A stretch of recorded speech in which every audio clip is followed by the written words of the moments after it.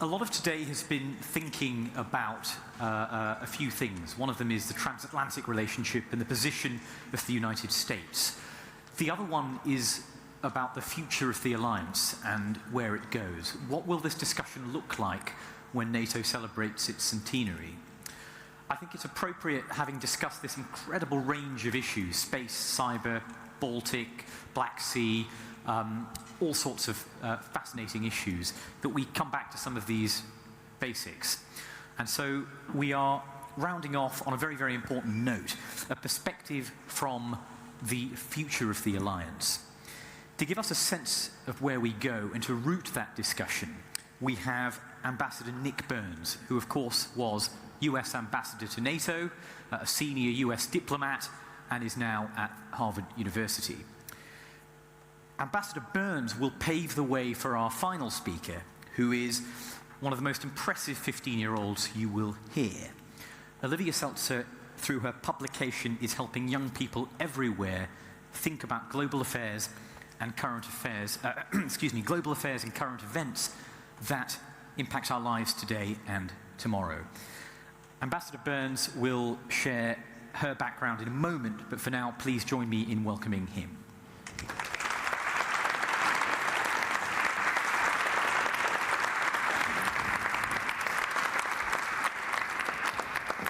Good evening, everyone. I'm Nick Burns. It's a pleasure to be here.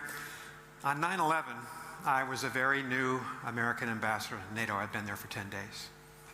And when we were hit hard, 3,000 people dead in New York City and Pennsylvania and Washington, D.C., my phone started to ring.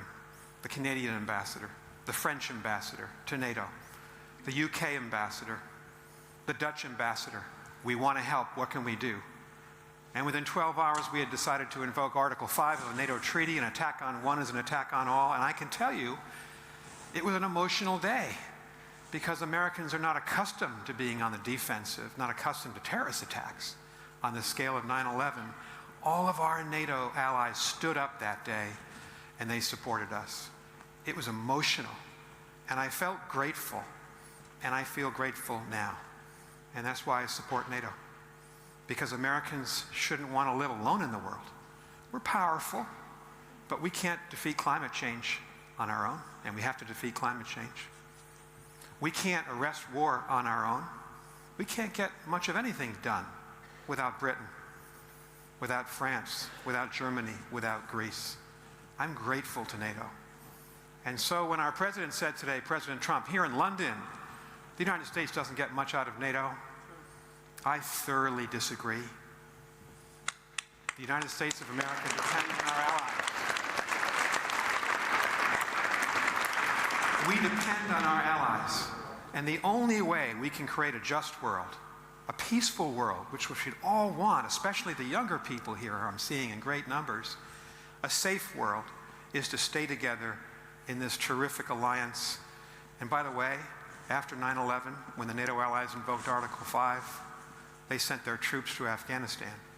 The NATO allies and their partners have suffered over 1,000 combat deaths, several thousand wounded, and they're still there today.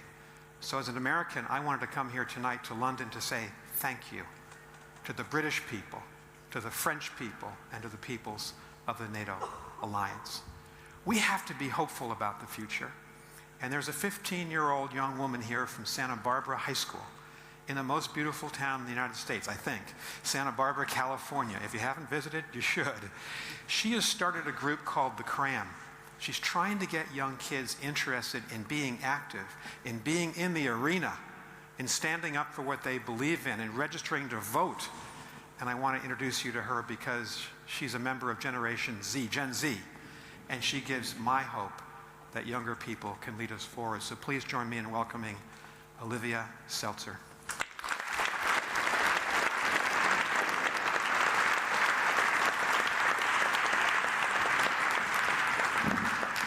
Welcome, Olivia. Thank you. This is the NATO Death Star, as we call it. Thank you. I would like to start off by introducing you to my generation. We are young, between the ages of 4 and 24. We spend an average of 7 hours on our phones each day. We are the most ethnically diverse generation yet. We go by many names: the I generation, the founding generation, the Hamilton, yes, Hamilton was in the musical, generation. But mostly, we go by Generation Z. There's a running joke among Gen Zers that we are just stuck in this constant state of panic and depression, that we experience this never-ending sense of impending doom. And I think that's really a feeling that's been instilled in us from the very beginning. It's something I've tried verbalizing to my parents a number of times. We have grown up in a post-9/11 world where terror attacks are, at times, a daily occurrence, where school shootings, at least in the United States, are expected among almost every student, where climate change is always looming, a ticking clock that seems far too quiet, threatening our futures. In fact, it's estimated that in about a decade, we will have run out of time to halt the effects of climate change. I will be 25. My kindergarten class at my public elementary school was twice the size of nearly every other grade. Our classrooms were bursting at the seams. We were in the middle of a recession, and few families could afford private schools. I was single digits when the first iPhone came out. Since then, there have been countless studies on the effects technology and social media have on our still developing brains. I live in a world where cyberbullying is rampant, and mental illness claims more and more victims. So I think it's very fitting that my generation is Generation Z, the last generation. But my generation's story is not only one of pain and loss and suffering. My generation's story is one of hope. Because despite all this, despite the million different things so terribly wrong with our world, things that only seem to be getting so much worse, studies show my generation continues to be more optimistic than any other. Yes, really. Now let me tell you my story. My great-grandparents were Jews living in the Soviet Union under Joseph Stalin. In the early 1900s, they were forced to flee due to the pogroms, or mass killings of Jews. As refugees, they searched for a new home. Only 3 countries offered to take them in: Mexico, Cuba, and Argentina. My great-grandparents decided to escape to Mexico City and gave birth to my grandfather, Oscar. His first languages were Yiddish and Spanish. He would go on to speak 7. When he was in his early 20s, Oscar immigrated to the United States, where he illegally overstayed his visa. So my family's story is not just one of refugees and religious persecution, but also one of undocumented immigrants, illegal aliens. Oscar eventually gained citizenship and made a life for himself in Los Angeles, where he and his wife, the granddaughter of Jews who had also fled the Soviet Union, gave birth to my father. I never met Oscar. He passed away before I was born. But his legacy lives on in my younger brother, who carries his name. My family now lives in Santa Barbara, California. I've never been to Mexico, nor Russia. But my family's story has connected me to the world in unimaginable ways. Right now, immigration is one of the most talked about and controversial topics in the world. And in the United States, hate crimes are on the rise, with the majority targeting Jews. I'm not alone in this connection. When the 2016 US presidential election took place, there was a palpable sense of fear at my junior high school. The majority of the students are Latinx, and many of their parents are undocumented immigrants from Central America. So there was this sense that what was happening in our government was impacting us all in a very big way. After the results came out, all anyone could talk about was the election. As someone who has always been very political, I was even more activated by this event. And I could see that others were too. The election exposed the massive interest my generation has in the news and in politics. But there was an equally massive problem. My generation wasn't reading or watching the news. which left this massive interest without an outlet. It's not hard to understand why. If you read the news, any news, the reporters and journalists are all going to be adults. Similarly, their intended reader is not going to be someone of my age group. Try watching the news, and you'll see ads for fighting hair loss. While that might be a problem for me eventually, it's certainly not one now. And that's because, yet again, no one is expecting someone of my age to be consuming the news.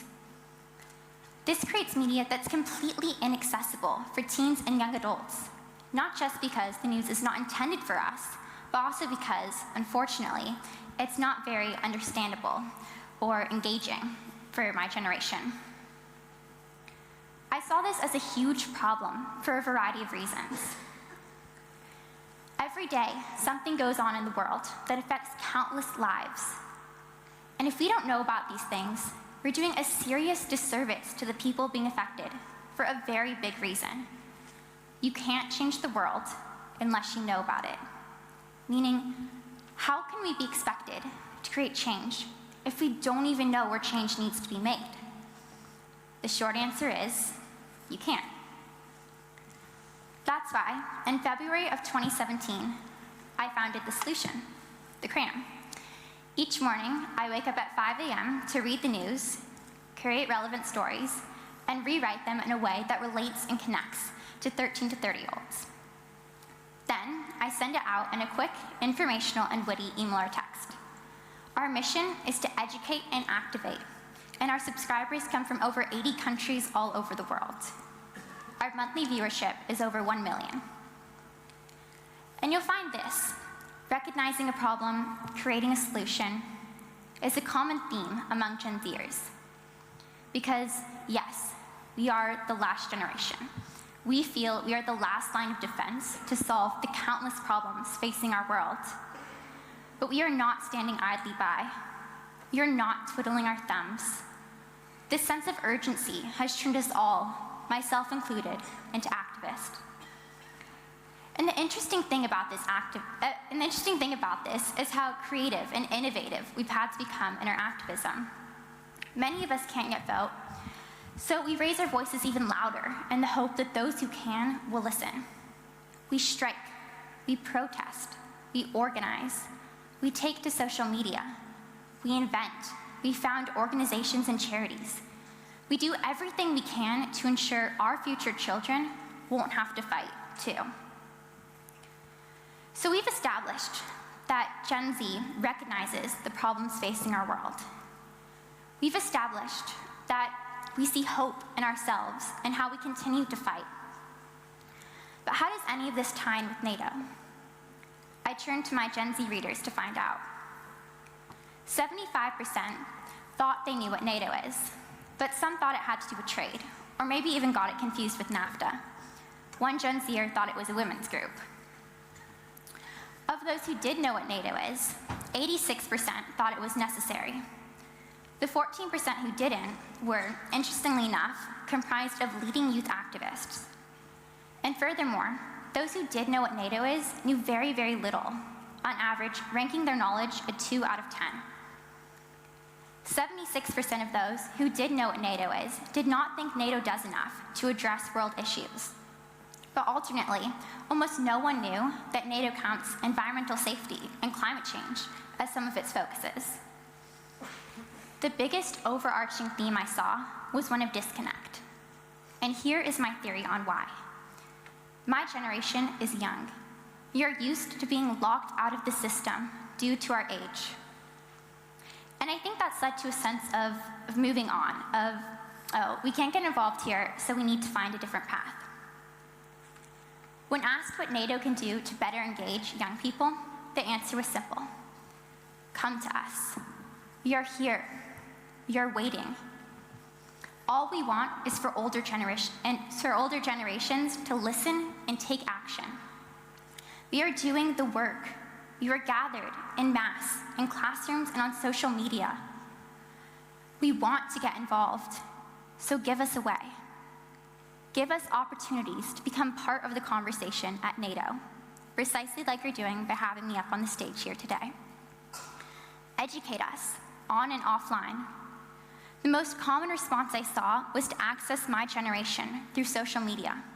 The work you are doing is relevant, but we just don't know about it. Or, moreover, as with traditional media, we feel it isn't accessible or intended for us.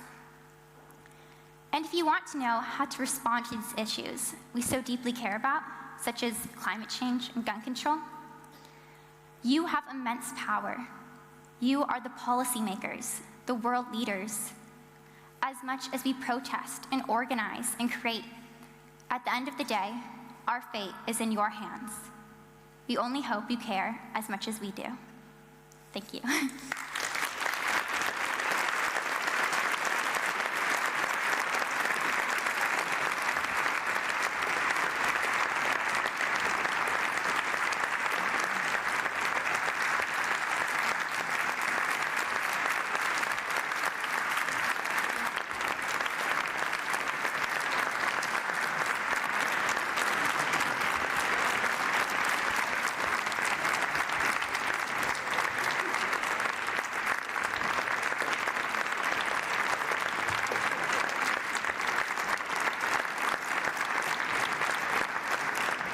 Olivia, thank you.